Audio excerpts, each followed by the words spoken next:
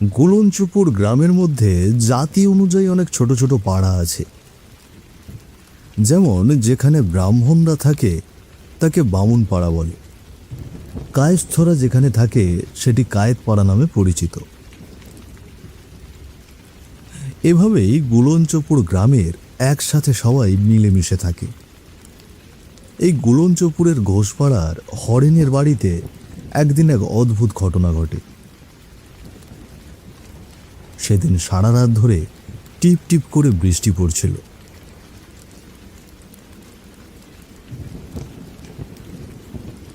Horn কাকা 10 বছরের মেয়ে রিনা তখন তার মায়ের পাশে শুয়েছিল। সেই সময় এক অদ্ভুত গোঙানির শব্দ শুনে তার ঘুম ভেঙে যায়। এরপর ঘর থেকে বেরিয়ে রিনা দেখে তার বাড়ির ঠিক উঠানে এক সাদা ছায়ামূর্তি দাঁড়িয়ে আছে, যার চোখের গহ্বর দুটো কালো, যেন সে কতকাল ঘুমায়নি, আর পুরো মুখটা ফ্যাকাশে, যেন সেই মুখে কোনো রক্ত নেই। অন্ধকারের মধ্যে এমন একটা মুখ দেখে রিনা চিৎকার করে উঠল।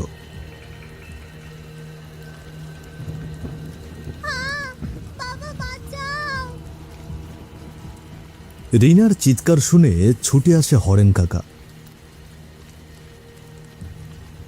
রিনা তখন কাঁদতে কাঁদতে হরেনকে বলে, বাবা, আমি না এখানে একজনকে দাঁড়িয়ে থাকতে দেখেছি, এই উঠোনে, খুব ভয়ের দেখতে। কে মা? এখানে তো কেউ নেই। আমি তো তোমাকে বলেছি, রাতে কখনো উঠতে হলে মা অথবা আমাকে যে কোনো একজনকে ডাকবে। তাহলে তুমি একা একা কেন উঠলে? আমার ভুল হয়ে গেছে, আমি আর কখনো একা উঠবো না। কিন্তু আমার মনে হলো কেউ আমাকে ডাকলো, আমার নাম ধরে। আরে কে আবার তোর নাম ধরে ডাকবে? ওই সব রূপকথার গল্প পড়ে এই সব মাথায় আসছে, তাই না? কাল থেকে পড়ার বই ছাড়া আর কোনো বই পড়তে দেব না। থামো গিন্নি, দেখে বুঝতে পারছো না মেয়েটা ভয় পেয়েছে? আমার কি মনে হচ্ছে জানো তো, উঠোনের পাশে ওই ঝাঁকড়া মতো যে গাছটা আছে না, ওটাই অন্ধকারে দেখে হয়তো ভয় পেয়ে গেছে। বাচ্চা মেয়ে, তার ওপর তুমি আবার বকছো। সত্যি তো, আমি তো এভাবে ভেবে দেখিনি। চল মা, ঘরে চল, আমি তোর মাথায় হাত বুলিয়ে দেব আর নীলপরীর গল্প বলবো, কেমন? আর বকবে না তো? একদম না, মা বকলে আমি এবার মাকে বকা দেব। বেশ যাও, তুমি তোমার ঘরে যাও, আমি কালকে বরং গাছটা কেটে দেব।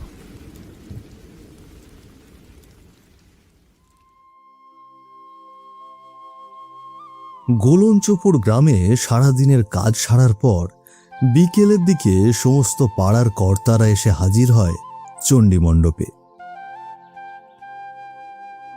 সবাই মিলে কখনো বসে দাবা খেলে, কখনো বা তাস, কখনো আবার খোশ গল্পে মাতে। ঝড় বাদলের পরের দিন বিকেল বেলাতেও তার ব্যতিক্রম হলো না।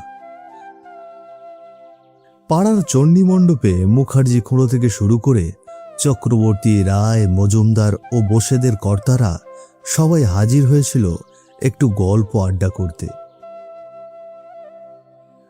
হরেনও কাজকর্ম মিটিয়ে সেই আড্ডায় যোগ দিল। আড্ডায় গিয়ে সে শোনে মুখার্জি খুঁড়ো বলছে, কালকে সারাটা দিন যেভাবে বৃষ্টি হলো, তাও ভাগ্যিস রাতের দিকে বৃষ্টিটা একটু ধরে এসেছিল, না হলে আজ আর এখানে আসা হতো না। তোমাদের তাও বয়স অল্প, তোমরা পারবে, আমার আর ভালো লাগে না। এক হাঁটু কাদা পেরিয়ে সকালে একটু রোদ ওঠায় দিনটা একটু ঝরঝরে হয়েছে। হ্যাঁ, তা বস, তোমার সব কথাই তো শুনলাম, কিন্তু যাই বলো আর তাই বলো, আমাদের আমলে কিন্তু এইসব ছিল না। তিন কাল গিয়ে এক কালে ঠেকলো। কই, আগে তো এসব শুনিনি। আমিও কি শুনেছি জ্যাঠা, কিন্তু কালে কালে আরো কত কি দেখতে হয় সেটাই ভাবার। তোমার থেকে সব শুনেও ঘটনাটা ঠিক আমার বিশ্বাস হচ্ছে না। এমনও হয়? প্রথম প্রথম আমারও বিশ্বাস হয়নি, কিন্তু আমার সম্বন্ধীর মেয়ে টুনির বিষয়টা কিন্তু একেবারে ফেলে দেওয়া যায় না। আমি নিজেও তো এই সমস্ত জিনিসকে আগে হেসেই উড়িয়ে দিতাম, কিন্তু কবিরাজ মশাই নিজে বলার পর একটু একটু বিশ্বাস হয়েছিল বটে, কিন্তু তাও মনের মধ্যে খুঁতখুঁতানি একটা ছিল। এরপর তো হাতে নাতেই ফল ফলতে দেখলাম, একেবারে নিজের চোখে। তাও ঠিক। আমরা এই গাঁয়ের বাইরে না বেরোলেও বড় বড় মুনি ঋষিরা বলে গেছেন, চোখে দেখে মানবে। তা তুমি যখন বলছো, তখন আমারও বিশ্বাস করতে মন চাইছে। কি হয়েছে মুখুজ্জে জ্যাঠা? আর খুড়ো, এসে দেখছি আপনি মুখুজ্জে জ্যাঠার সঙ্গে গুরুত্বপূর্ণ কিছু একটা বিষয় নিয়ে আলোচনা করছেন, কিন্তু বিষয়টা যে ঠিক কি তা তো বুঝতে পারছি না। একান্তই যদি ব্যক্তিগত না হয়, তাহলে আমাকে কি বলা যায়? তোমাকে না বলার মতো বিশেষ কিছু নেই। সমস্যাটা আসলে আমার সম্বন্ধীর মেয়ে টুনির।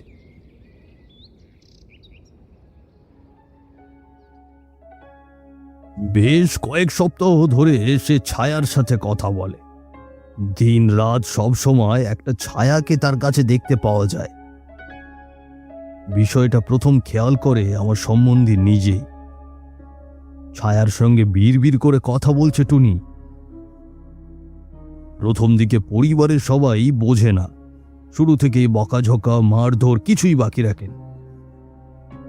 কিন্তু এত কিছু করেও যখন ওই ছায়া দেখা বন্ধ হলো না, তখন সপ্তাহ 2 আগে সে আমাকে ফোন করে সবটা খুলে বলল। আর কি করা উচিত সেই বিষয়ে পরামর্শও চাইল। এসব কথা শুনে আমরা যেমন ঘরে বলে থাকি, তেমনই বলে দিলাম, ওঝা ডেকে একটু ঝাড়ফুঁক করিয়ে নাও, ও মেয়েকে ভূতে ধরেছে। সে আমার কথা শুনে সবই করলো বটে, কিন্তু তাতে মেয়ের ব্যামো সারল না। তখন আমার সম্বন্ধী তার এক বন্ধুর কথায় মেয়েকে নিয়ে যায় এক কবরেজ মশাইয়ের কাছে। কবরেজ মশাইয়ের কাছে নিয়ে যাওয়ার বিষয়ে আমার শুরু থেকেই ভরসা ছিল না, শুনে বেশ হেসেছিলুম। মজা দেখতেই আমি সম্বন্ধী আর টুনিকে নিয়ে গত সপ্তাহে কবিরাজের কাছে যাই। কবরেজ মশাই আমার সম্বন্ধীর মেয়েকে কাছে ডেকে অনেক কথাই জিজ্ঞেস করলেন।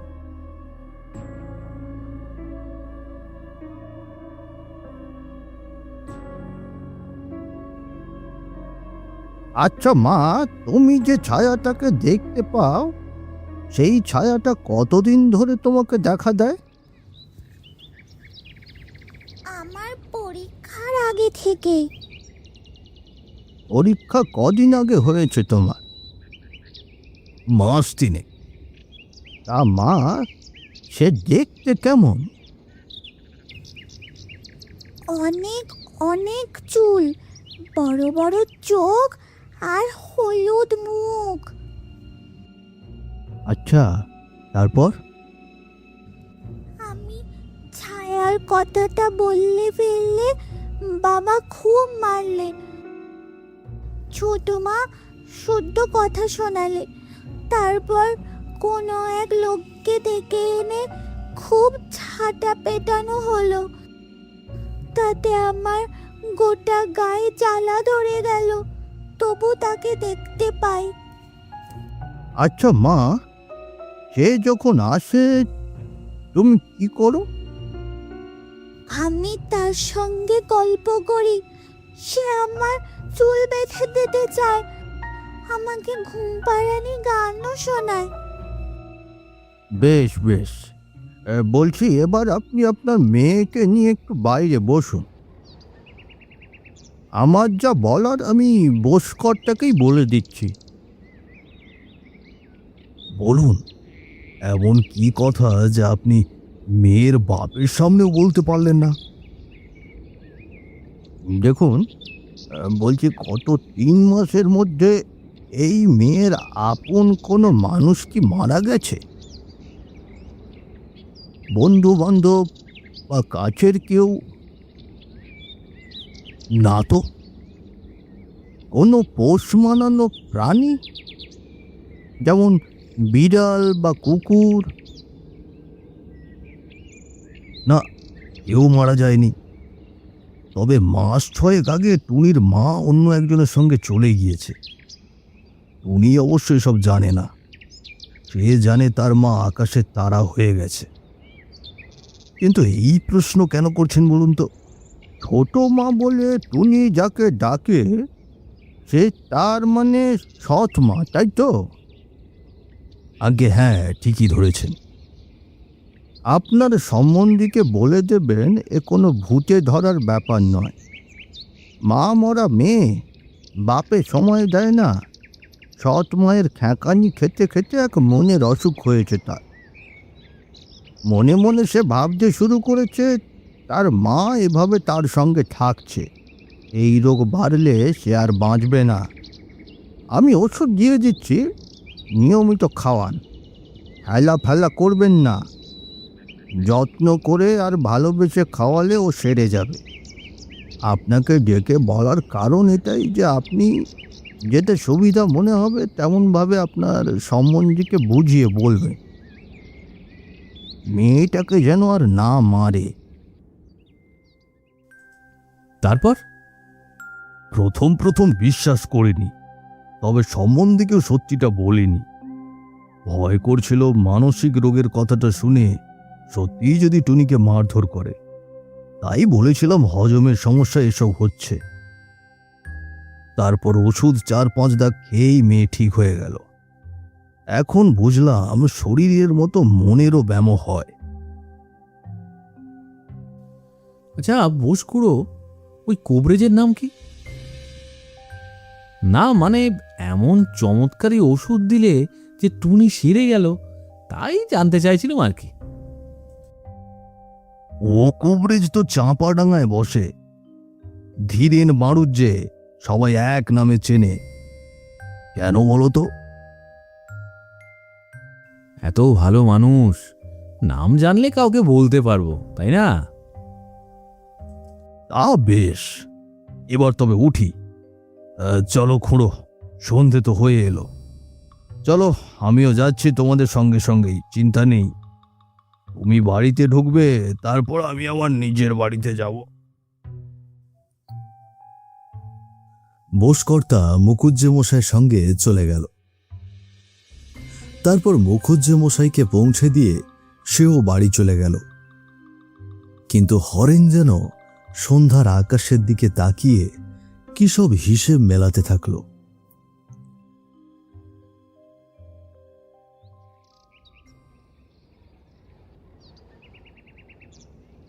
রিনার এক বান্ধবী বেশ কয়েকদিন আগে জ্বরে মারা গেছে।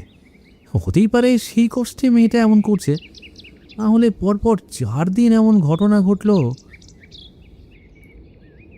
হ্যাঁ গো, বলি ও কিছু বানিয়ে বলছে না তো? না গিন্নি, কাল রাতে দেখলে না মেয়েটা ঠকঠক করে কাঁপছিল। আমি ওর কাছে যেতেই ও কোলে ঢলে পড়ল। না, যা ঠিক করেছিলাম তাই করব, ভেবে আর লাভ নেই। চলো বেরিয়ে পড়ি। এই দেখো, তোমার কথা অনুযায়ী তো আমি তৈরি হয়ে আছি। মেয়েটাকেও ফ্রক পরিয়ে দিয়েছি। জিজ্ঞেস করছিল, বললাম বেরু বেরু করতে যাব। কিন্তু এখনো তো বেরোয়নি, তাই তোমাকে বলছি যে আজখানা কি ঠিক হবে গো? এখনো জিজ্ঞেস করছো? এই নিয়ে পর পর 4 দিন একই ঘটনা ঘটলো, তাও বিষয়টা আমার সুবিধা লাগছে না গিন্নি। সে তো আমিও সুবিধে বুঝছি না, তবে বলছিলাম কি যে ওই কোভরেজের চাইতে কোনো ওঝার কাছে গেলে ভালো হতো না? হয়তো নিশি ডাকছে। মেয়েটা তো বারবার বলছিল কে নাকি ওকে ডাকে। তুমি বরং একবার ওই সমর ওঝাকে ধরো। সেই তারপর 10 বছর ধরে মেয়েটাকে আমার ঝাঁটা পেটা করু। না, ও আমি দু চোখে দেখতে পারবো না। তুমি রিনাকে রাখো দেখি। রিনা মা, চলো। আমরা কোথায় যাব মা? তোমার এক বুড়ো বন্ধু আছে, তোমাকে দেখতে চেয়েছে। বলেছে তোমার সঙ্গে গপ্প করবে। খুব বেশি পছন্দ হলে হয়তো সন্দেশও খাওয়াতে পারে। সন্দেশ? আমি যাব বাবা। আচ্ছা বাবা, রাতে ওই কবরেজের বাড়ি থাকা যায় না? কেন বলো তো মা? এই বাড়িতে আমার ভয় লাগে বাবা। ওই সাদা লোকটা এখানে থাকে যে। আর ওই লোক আসবে না মা, আমরা এবার বেরোই। রিক্সা কাকু চলে এসেছে। বেড়াতে যাওয়ার কথা শুনে মেয়ের মুখে কেমন হাসি ফুটেছে দেখো। হ্যাঁ, পাগলি মেয়ে একটা। সমস্ত বিষয়টা সংক্ষেপে খুলে বলবার পর কবিরাজ মশাই প্রথমে রিনার সঙ্গে কিছুক্ষণ কথা বলতে চাইলেন।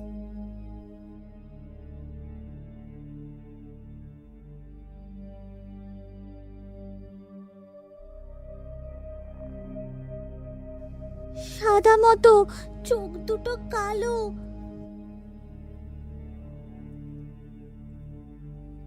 কথা বলতে বলতে রিনা ভয় পেয়ে গেল, যেন চোখের সামনে সেই ছায়াখানাকে দেখতে পেয়েছে সে, বা হয়তোবা তার মনে পড়ে গেছে। রিনার মনের মধ্যে থাকা ভয়কে বুঝতে পেরে কবিরাজ রিনাকে বললেন, যাও মা, আমার অন্দর ঘরে একটা পাখি আছে, মার সঙ্গে যাও তো, দেখে এসো। আচ্ছা। কবরেজ মশাই, কি বুঝছেন কবরেজ মশাই? এ মেয়েটা আমার ঠিক হবে তো? ও কি বলছে আমি তো কিছুই। জিনা খুব ভয় পেয়ে আছে। তার মানে ও এমন কিছু একটা দেখেছে যেটা আদপে বাস্তবে নেই। এটাকে দৃষ্টি বিভ্রম বলে। ওষুধ আমি দিয়ে দিচ্ছি, রোজ রাতে ঘুমানোর আগে খাইয়ে দেবেন। চিন্তা করবেন না, সব ঠিক হয়ে যাবে। তবে জায়গাটা যদি একটু পরিবর্তন করা যেত, মানে 2 দিনের জন্য যদি কোথাও থেকে একটু ঘুরে আসতেন, তাহলে উপকার পাওয়া যেত। আচ্ছা, আপনি যেমন বলছেন তেমনই ব্যবস্থা করব। কবিরাজের বাড়ি থেকে ফেরার পথে হরেনের কথা মতোই তার গিন্নি মেয়ের সামনে বাপের বাড়ি গিয়ে 2 দিন থাকার জেদ করল। আর রিনাও সেই সঙ্গে আবদার করে বসল মামার বাড়ি যাবে। তারপর হরেন তার বউ আর মেয়েকে বাপের বাড়ি রেখে এসে নিজে রাতের বেলা বাড়ি ফিরে এলো। সেই ঝড়বাদলের রাতেই এক অদ্ভুত ঘটনা ঘটল হরেনের বাড়িতে। এমন একখানা ঘটনা যা সে সারা জীবনেও ভুলতে পারবে না। সেদিন রাতের বেলায় আকাশ জুড়ে মেঘ হলো, আর তারপর শুরু হলো প্রবল বর্ষণ। বাজের ঘন ঘন শব্দে আকাশ কেঁপে উঠল। মাঝরাতে হঠাৎ হরেনের ঘুমটা ভেঙে গেল। তার মনে হলো অন্ধকার ঘরে কেউ যেন এক দৃষ্টে তার দিকে তাকিয়ে আছে। এক অদ্ভুত অস্বস্তি করতে শুরু করলো তার। অন্ধকারে জল খেতে গিয়ে বুঝতে পারল জলের কলসিটা পুরো খালি। ঠিক এই সময় বিদ্যুতের এক ঝলক ঘরের মধ্যে পড়ল, আর সেই ঝলকে হরেন দেখতে পেল একজন সাদা মানুষ তার কালো গহ্বরের মতো গোল গোল দুটো চোখ নিয়ে তার দিকে এক দৃষ্টিতে তাকিয়ে আছে, আর দুই হাতের ইশারা করে তাকে ডাকছে। সেই সাদা মানুষটা ঘর থেকে বেরিয়ে গেল, আর তার ইশারা দেখে হরেনও নিজের বাড়ির উঠানে গিয়ে পৌঁছল।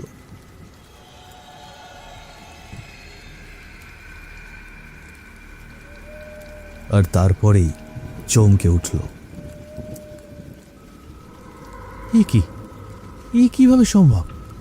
অন্ধকার রাতে আমার ঘরে এরা কারা?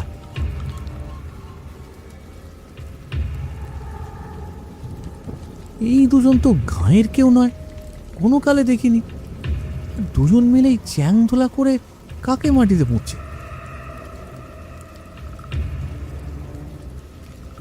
এই দাঁড়াও দাঁড়াও, আমার কথা শুনছো না কেন? কি অদ্ভুত এসব! কি হচ্ছে আমার সাথে? কেন মনে হচ্ছে যে এই দুজন আমার কথা শুনতেই পাচ্ছে না? আর আমার সামনে দাঁড়িয়ে থাকা এই ভুতুড়ে ছায়া মূর্তিটা এক দৃষ্টে তাকিয়ে রয়েছে।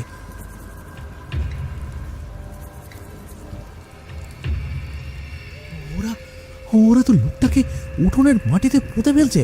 না না না, আমাকে বাঁচাতেই হবে লোকটাকে। একটু এগিয়ে যাই বড়। ঠিক সেই সময় একটা বিদ্যুতের ঝলকে হরেন দেখল দুজন লোক মিলে যে লোকটার দেহ বাড়ির উঠানে পুঁতে রাখছে, আর তার সামনে দাঁড়িয়ে থাকা সেই সাদা ভুতুড়ে চেহারার মানুষের মুখ হুবহু এক। পুরো বিষয়টা উপলব্ধি করে সে চমকে উঠল। তার মানে এই লোকটার মতো এই চারজন মৃত, কিন্তু ওরা আমাকে কেন দেখা দিচ্ছে? কেন? কার থেকে পাবো আমি এই উত্তর?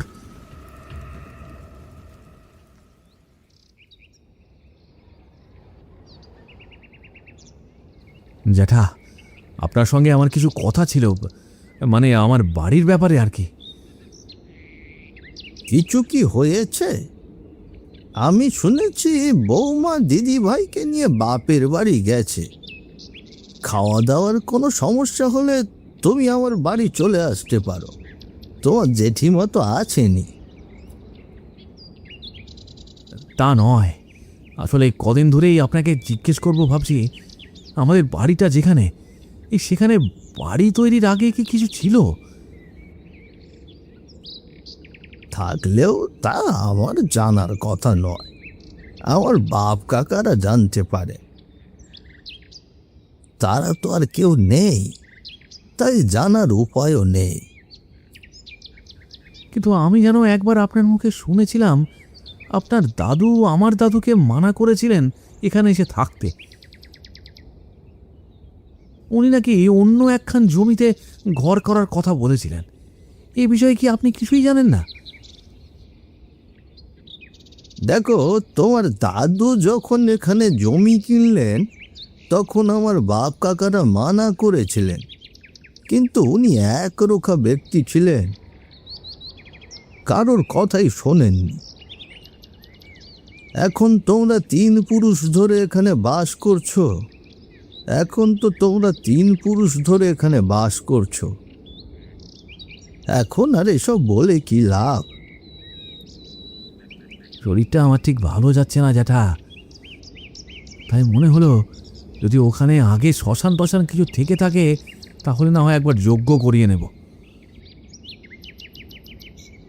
দেখো, আমি বেশি কিছু জানি না, তবে তোমার দাদু ওই বাড়িতে আসার অনেক আগেই ওই বাড়িতে ঘোষেদেরই 2 ভাই থাকতো। এই 2 ভাইয়ের বেশ মিল ছিল, কিন্তু বড় বউ আসার পর থেকেই বিপত্তি শুরু হয়। সম্পত্তি নিয়ে বিবাদ, আর সেই থেকেই খুন। খুন? হ্যাঁ, শুনেছিলাম বিষয় আশয় নিয়ে ঝগড়া হওয়ায় বড় ভাই ছোট ভাইকে খুন করে রাতারাতি পুড়িয়ে ফেলেছিল। গ্রীষ্মকাল ছিল, তবুও ছোট ভাইয়ের মরণের সময় গাঁয়ের একটা লোককেও ডাকেনি, একাই সব করেছিল। আমরা জানতে পারি 1 সপ্তাহ পর। তখন গাঁয়ের মোড়ল মুরব্বীরা সবাই মিলে চেপে ধরলে বড় ভাই বউকে নিয়ে রাতারাতি বেপাত্তা হয়ে যায়। তখনই এই গাঁয়ের মোড়ল ঘরখানা তোমার দাদুকে ভাড়া থাকতে দেয়। কিন্তু তোমার দাদু এখানে থাকতে থাকতে বাড়িখানার মায়ায় পড়ে গিয়ে কিনে নিলেন। তারপর তো তোমার দাদু বেশি দিন বাঁচেননি। তোমার বাবাও অকালে চলে গেলেন। আমার কি মনে হয় জানো, একখানা খুন হয়েছিল কিনা, তাই বাড়িটার মধ্যে কোনো অভিশাপ রয়েছে। বুঝলাম, ঠিক আছে, এবার তাহলে চলি যাটা। বাড়িতে কেউ নেই, আবার ভাত বসাতে হবে। এসো, তবে বিশেষ অসুবিধা হলে বলো, আমরা তো আছি।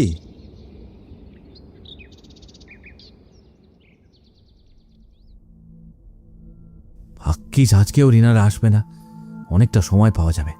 তাই আজকেই আমাকে এই মাটি খুঁড়ে দেখতে হবে এর মধ্যে কি আছে। আর সত্যিই আমি যা ভাবছি যদি তাই হয়, যদি সত্যিই সেই ছোট ভাইকে এই মাটির মধ্যে পুঁতে দেওয়া হয়ে থাকে, তাহলে তার সদ্গতি আমাকেই করতে হবে। একটা মানুষের আত্মার মুক্তি বন্ধ করে দিলে আমরা কেউ শান্তি পাবো না।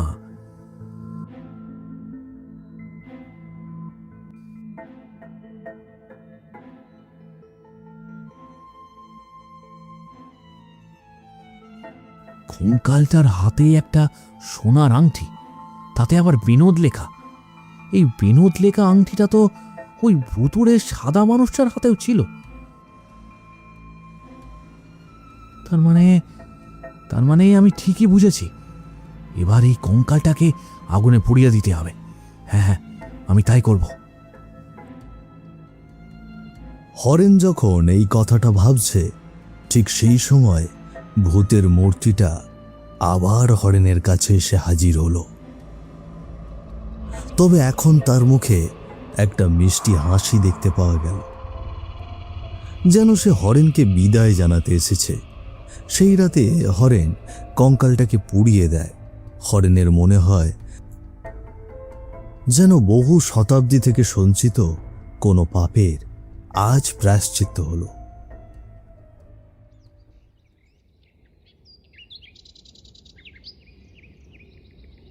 এই ঘটনার পরদিন হরেনের বউ মেয়েকে নিয়ে বাড়ি ফিরে আসে, কিন্তু আর কখনো রিনা বিনোদের ছায়ামূর্তিকে বাড়িতে দেখেনি। হরেনও বুদ্ধি করে রিনার ওষুধটা বদলে হজমের পুড়িয়া রেখে দেয়।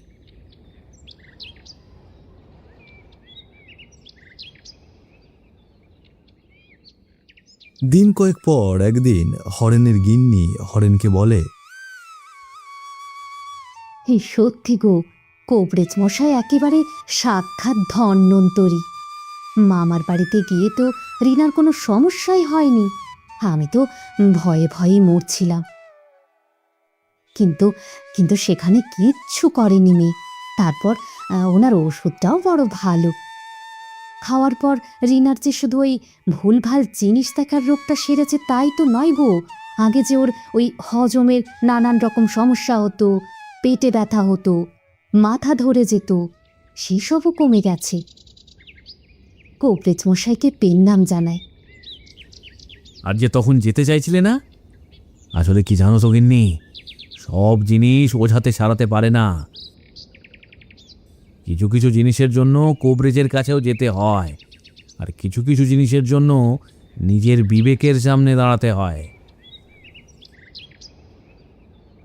তা ঠিক, তুমি ঠিকই বলেছ।